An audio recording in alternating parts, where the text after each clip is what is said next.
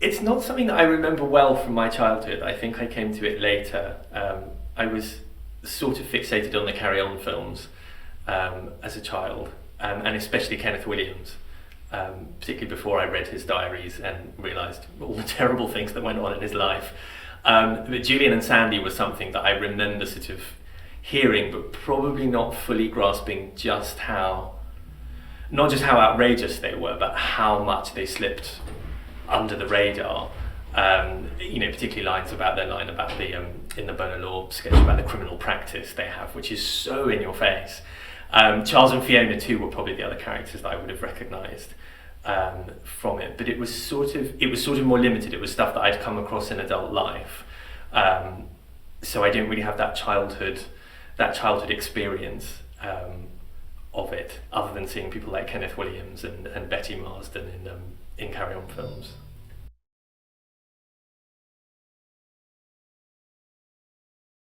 I think at school, probably, when one of my friends definitely had a cassette tape of some of the sketches, I think.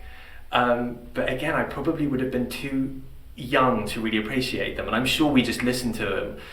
We listened to them at his house on the tape player, and probably just thought they were funny because people were doing funny voices, which was, I think, probably how they got away with an awful lot of what they did. That people just thought they were whimsical, silly characters without kind of the secondary meanings that they had. So that was probably my first experience of it, but I probably didn't realise what was going on at all.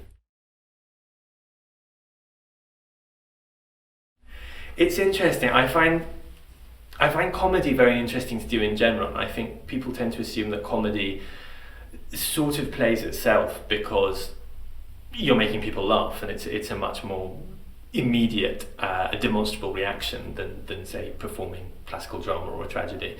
But I think the difficulty with comedy is that it's so fragile. Like humorous lines are incredibly fragile to sort of deliver. It's very interesting modelling your delivery on someone else, but I'm quite used to doing work where I have to mimic people. But it's kind of having that thing at the back of your mind that you have to deliver this line as if it's the first time it's been delivered, because it's the first time that people will have heard the line, but at the same time kind of having at the back of your head that you've got to sort of hit the intonations or the speech patterns that the original actor did.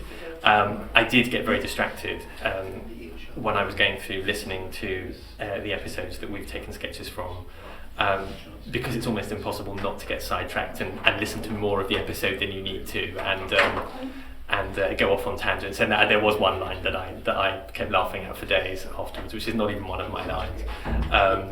But yeah, it's very interesting going back and listening to it and trying to listen to it as if it's the first time that you've ever heard it.